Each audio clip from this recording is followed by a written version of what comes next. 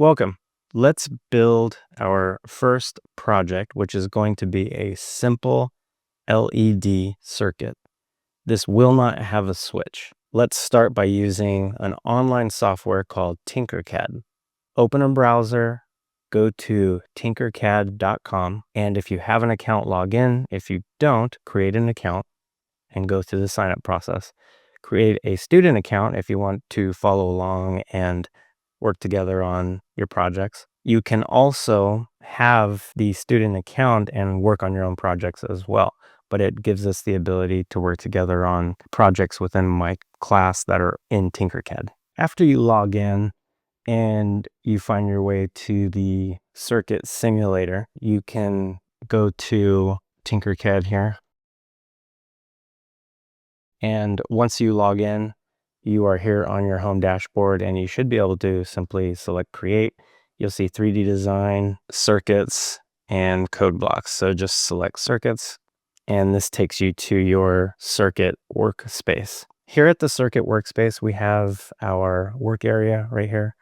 On the right, we have a menu that lists all the components that you can use. And then you have a search bar here where you can search for components if you know the names. Also a drop down, you can look through all these. And then they have starters, which are existing circuits to start with. So that's a great approach to starting with a complete circuit and then maybe breaking certain pieces to see what happens. Also, an important button within your workspace is to start your simulation.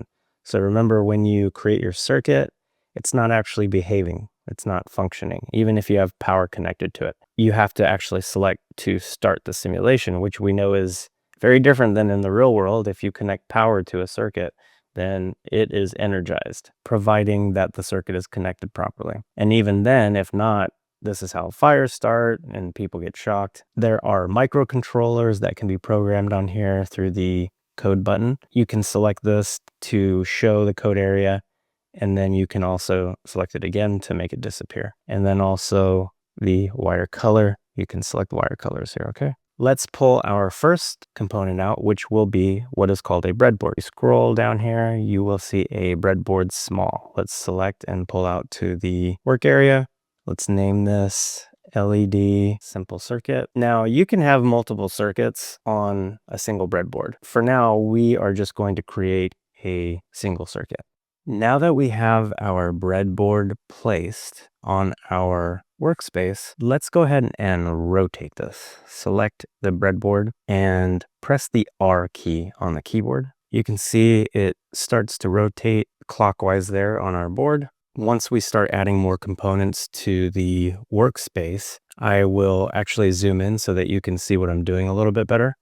Right now, I'm just kind of showing some of these menus so that you have some sense of the orientation of the workspace. But if I zoom in here, you will see that on the left and right side, we have a positive with a red line running up and down the column, and then the same on the right side.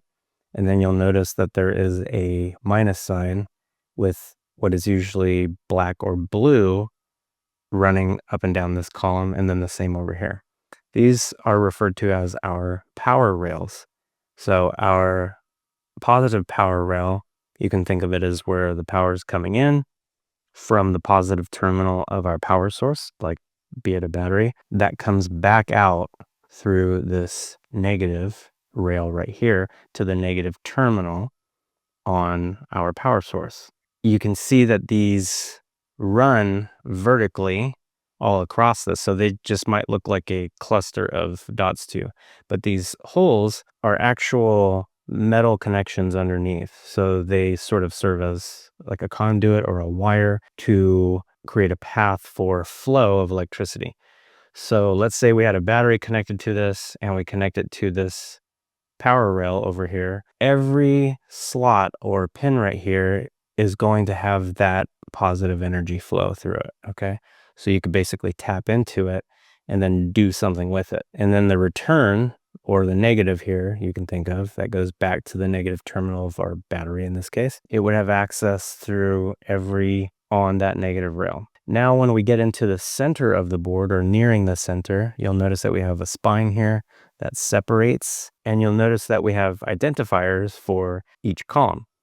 we have A through J here, and then you'll see that these are numbered 1 down to, I think, about 30 on this small breadboard. When you make a connection over here in these sections, you'll notice these little green circles around the holes. What that's telling you is that, let's say that electricity were to be plugged into this hole that is red with the black outline, then all 4 of these would have access to that electricity. Same down here on this side. If I was to plug in, say, right here on row 19 on column, what is this, J19, on the power rails, they run vertically as far as the connected energy flow.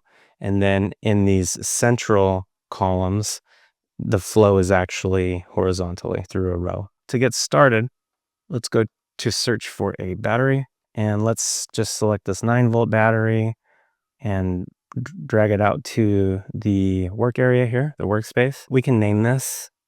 Let's just call it NV underscore, and then keep everything uppercase so it's nice and clean there. We can also rotate this. So we could select R on the keyboard to rotate the 9-volt battery component. We could actually keep rotating, like let's say, let's select it again, and then let's say we want to connect it on this left side over here.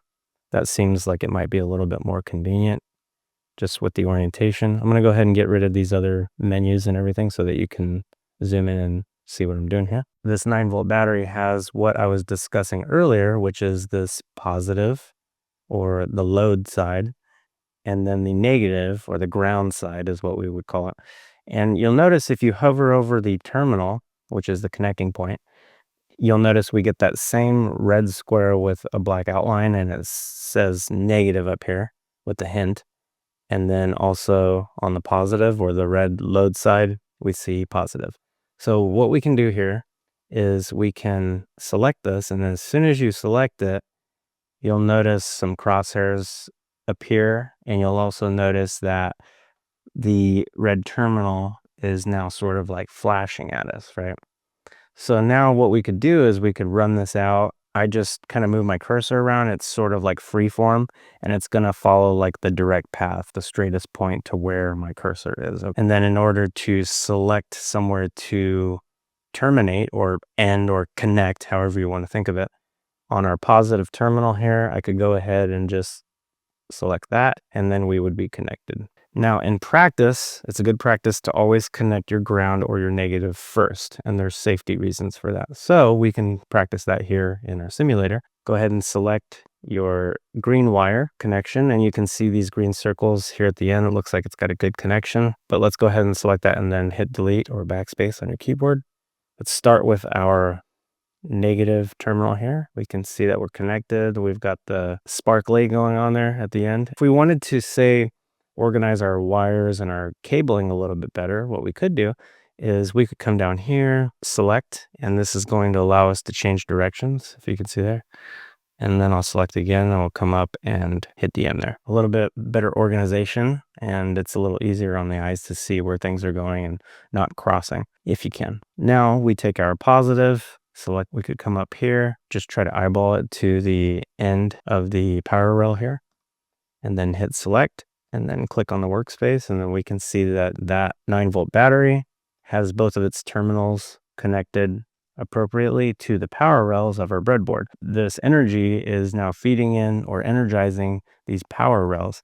Now we can place components throughout the middle area of our board here on our rows, and we can connect these power rails to the rows to then energize those rows. A note about the battery source or the power source. We have the positive terminal plugged into our positive power rail on our breadboard, negative terminal wired into the negative power rail on our breadboard. What we don't want to do is we don't want to short our power source. And basically a short, or referred to as a short circuit, is when the current is not used up by a component or a device like it's intended to be used. Current wants to flow directly back to the power source, and that's not how a circuit is intended to be used. A battery typically wants to create a voltage difference between these terminals, and all that means is it wants the power to leave from a high power state to enter into a low power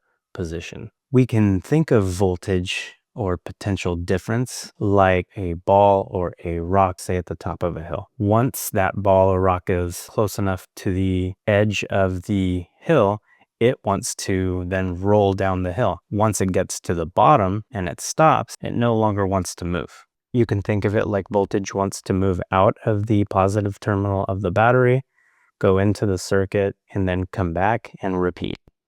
So as an example, you would not want to wire your positive terminal here to your negative power rail terminal. And just so you can more clearly see this, it's like if I was to connect this right here over to here. You don't want that to happen. A concept in electrical engineering is in a circuit, when you have power coming in, whatever that amount of that power is, like in this case, the 9 volts, all the components within the circuit, whatever value of voltage or power is coming into the circuit needs to be used by the circuit. So if you have 9 volts coming in, then you want that 9 volts used up. Let's go ahead and remove our short circuit there, open up our components menu, and let's now pull out the multimeter. I went ahead and selected that here. I could probably place that multimeter up here at the top. Let's call this tester. Let's zoom out just a hair. Here we have our negative,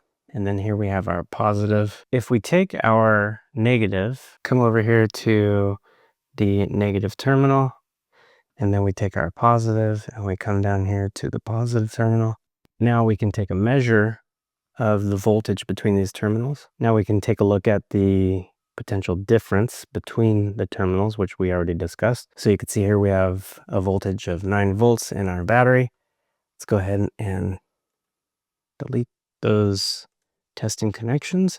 Now let's make sure that our battery is connected properly to the breadboard. Let's go ahead and test power rails. So we've got our negative power rail and our positive power rail, and start our simulation. And we once again have a voltage of 9. We can delete these now. So now we have sort of a rough idea of how to use our meter here to check our voltage. Once we get some components on our breadboard, we will then look at testing for amperage, which is just the unit for testing our current or the flow of electricity in our circuit. I just want to take a second to explain a few terms that we will hear more of and we will explore further in this video and future videos. Power. This is how fast energy is used. You will hear this referred to in this video and future videos about the power from our battery source in this case, or our power sources. Also, energy. Energy is simply work that the battery or the power source can do. Load. This is when a component or a device is consuming power, so it is using up the power. Closed circuit. A great way to remember closed circuit is that the entire circuit, all its parts are complete. It's a complete loop, if you will. The energy enters, goes through the entire circuit, and comes back to the start. Open circuit is when there is a gap or an opening in the circuit or the path, so it's broken. Now let's go ahead and get back to our circuit. The positive terminal wants to push energy or electricity, and the negative terminal wants to receive. It's ready to receive that. So there's a natural flow in a circuit once it's set up with components where the pressure from that push in the positive terminal wants to push that power through it and through the circuit and come back around and come back into the negative terminal. The high pressure has a lot of pushing power and it wants to get back to the low potential or the negative terminal. Now let's go ahead and look for an LED. Looks like we have a red LED. The anatomy of an LED is that it has a straight leg, a straight long leg, and then sort of a bend in the other leg. And so you can see the naming looks sort of probably foreign. The bent leg says anode, and then the straight leg says cathode. The cathode is typically the shorter leg, and this is the negative side. So this would basically connect to this negative power rail, or we have other ways to connect to it through these rows with wires. Then the anode side is our positive side, and that would connect to the power rail or indirectly through our wires over here. Also keep in mind when it comes to LEDs that different colors can withstand different voltage and current. As an example, if we take this LED, this red LED, and we bring it up here to the middle of our breadboard, and we hit R to rotate this. At this point, our power and ground rail is not connected in a circuit sequence with this LED, which is what we want. We can tap into this power rail because remember, all of these green pins are powered with the entry point right here for the positive terminal of the battery. Click on that, you can see it's live and ready to move. And now we will come out here to this row and power that row. And you might think, well, why would we do that? And it's because we're sort of organizing our connections, our interconnections of the circuit. From here, actually, I'll move this one back just a hair. We can then come over to this row, which it just happens to be the cathode side. So actually, let me see, I have this flipped. So we actually need to flip this. So let's rotate this again, just like that. Actually, I'll move it over here so you can see it. Connect the positive power to the anode side. And then now we can create a wire over here for the cathode that runs back to the negative terminal of the battery. There's our circuit. We can see how the positive power runs through this rail, through this wire over to this row. So we could actually plug more stuff into this row just to get that power from the positive terminal. Then we jump from this row to this row. And because our LED is plugged in here, it actually, that power is going to flow up and through here and then come back out the other side to this row. And then we can see that path of travel here. And then we jump back into the negative power rail. Go ahead and test our circuit and see what happens. Start your simulation by going up to the right hand corner and selecting the Start Simulation button. And we want to see our LED light up. Oh, it sure lit up. It looks like, that looks like an explosive icon there. Let's see what it says. Current through the LED is 915 milliamps, while absolute max is 20 milliamps. Oh, we are way over the amount of current that should be flowing through this thing. What we've successfully done is blown up an LED. We are only using a simulator. So let's stop our simulation. So clearly need to do is we need to reduce the amount of current flow from our battery to our LED. So obviously the amount of current that flows from a 9-volt battery is way too much for this LED light bulb. Go back to our toolbox. Let's grab a resistor, drag this resistor out here. We can just name this R1. How much do we want this to resist? These might look completely foreign to you. The sort of base category would be the symbol, the omega symbol, which just represents the unit of what we call ohms. And so we're measuring the amount of resistance we want in this circuit. The amount of resistance we want in this resistor can be calculated mathematically, and we will look at that. But for right now, I think the amount we want just to get this thing working is about 390, let's say. So what we want to do is we want to connect this now, this resistor, in our circuit, and we're going to do it on the cathode side here. So let's see, this looks like it's about the same size as that right there. So we might actually have to move this around a bit. So check this out. Let's get rid of this wire. That changes rows. Let's just grab this wire and let's actually just get rid of this whole wire right here. Delete that. And then we can connect this resistor directly to the cathode. And then you can see now it's on the other end of it. Of this resistor is in row 12. and we will come back to the negative rail, which we can see this is the negative rail. You always want to make sure.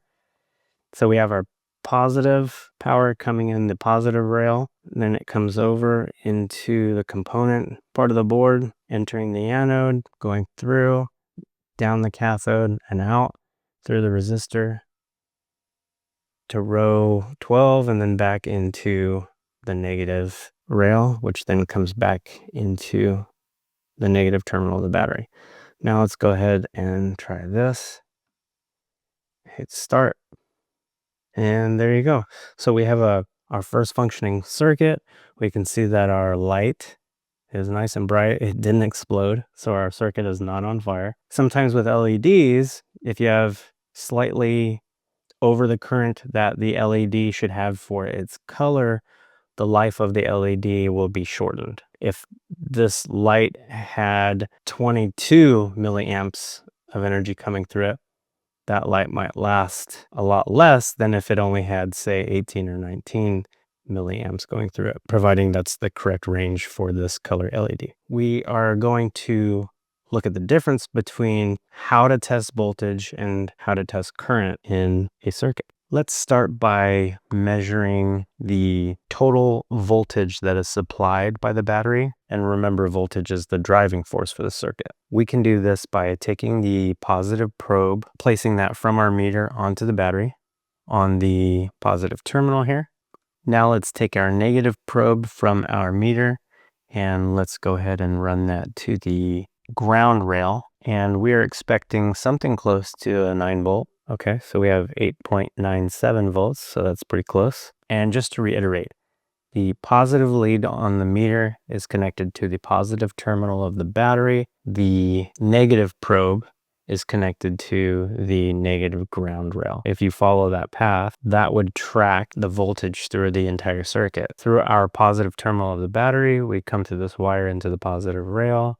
From the positive rail, we jump over. Now we have entered and gone through the LED, through the resistor, and then back to the negative rail here and into our meter. So that tracks the entire circuit. So again, this is a great way to measure the total voltage in our circuit. You can sort of move these measurements into different places up to certain points. If we assume that our current is flowing out this positive terminal and it's coming through the positive rail and then over here through this wire into this row and jumping rows, basically that distance all the way up until we hit the anode of the LED is just flow of energy at this point that has not been used. So the energy is flowing in, but it's unused. And then it doesn't get used until we enter into this LED. And then once we're inside, and the amount of energy that came in is now less. So less energy is going out. And then we hit the resistor, which reduces it further. And like we mentioned at the beginning, all the energy that comes in needs to be used up by every component in the circuit so that basically there's nothing left over. So we could just as easily get rid of this positive probe here, and we could move this positive probe to the positive rail and start, and we should get the same reading. Let's get rid of that. We could pull that positive probe down to this row. Again, same reading. We could also pull this positive probe down to this row before we get to the LED. Same reading. I think you kind of get the point here. And now we will pull the positive probe of the meter down to the very beginning of the LED and test it. And you can see once again, it's the same voltage because that energy has not been used yet. Now let's check the voltage across the resistor. So we have our meter here. It is set to voltage.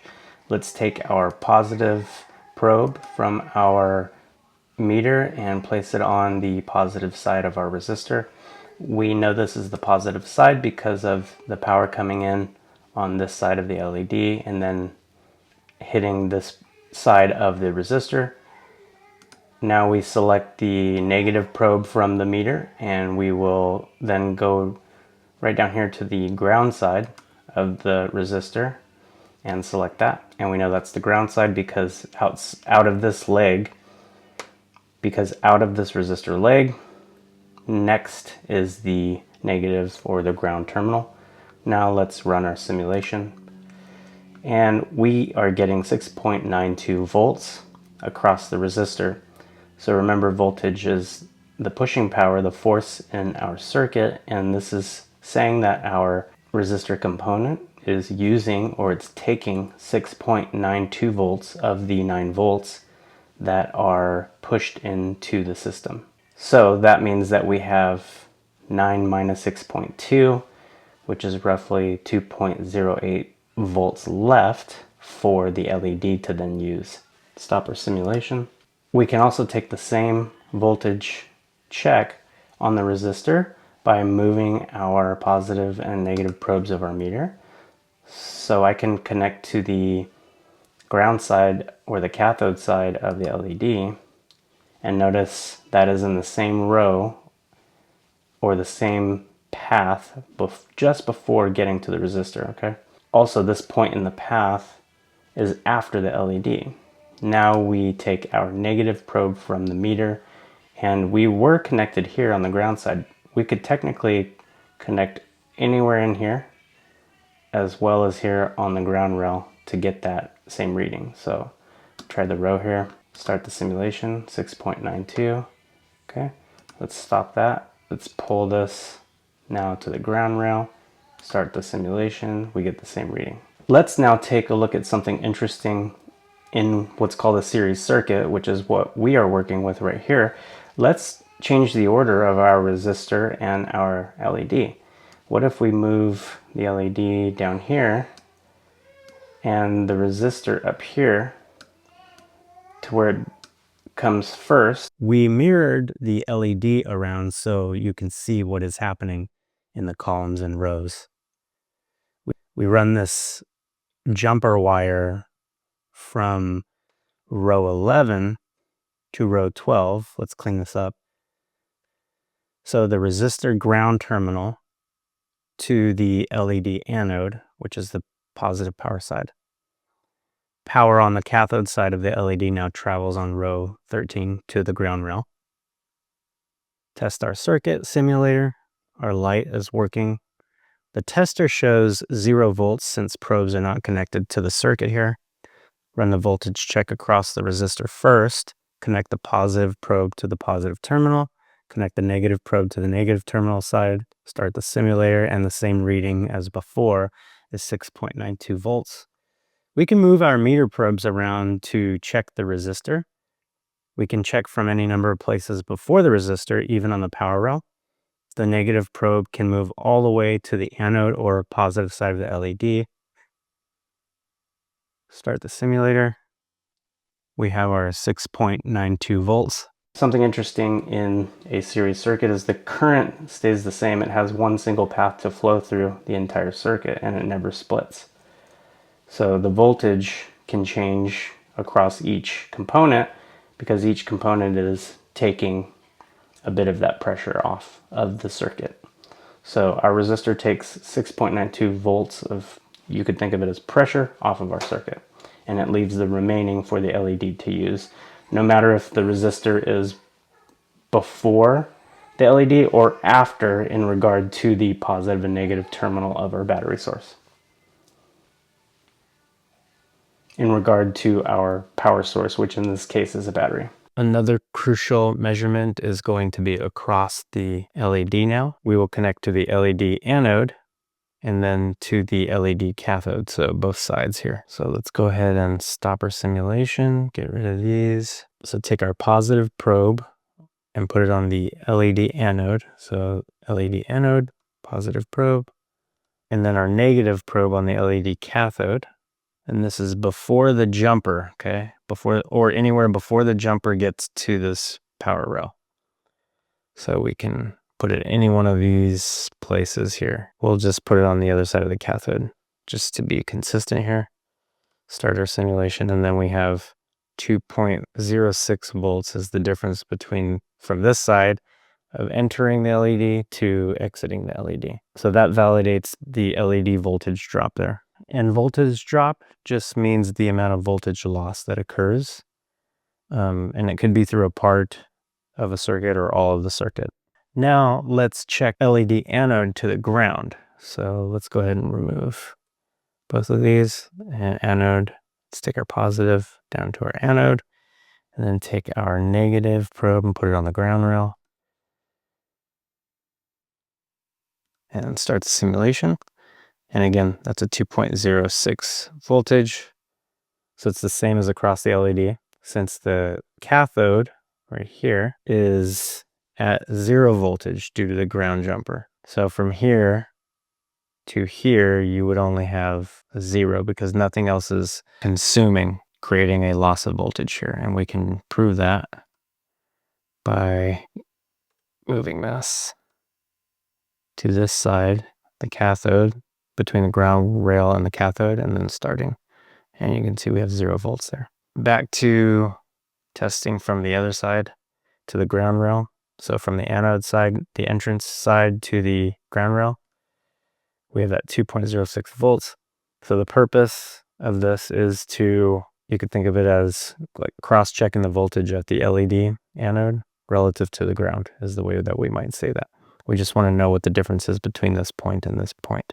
So the ground terminal and the entry to the LED. We have one last check to make with our multimeter, and we want to test the current. Now, when you test the current, this is a little bit different than when you are just testing the voltage. You can think of testing the voltage as just looking at the difference between 2 points, 2 static points. So you're not really thinking about the movement or the flow rather of energy.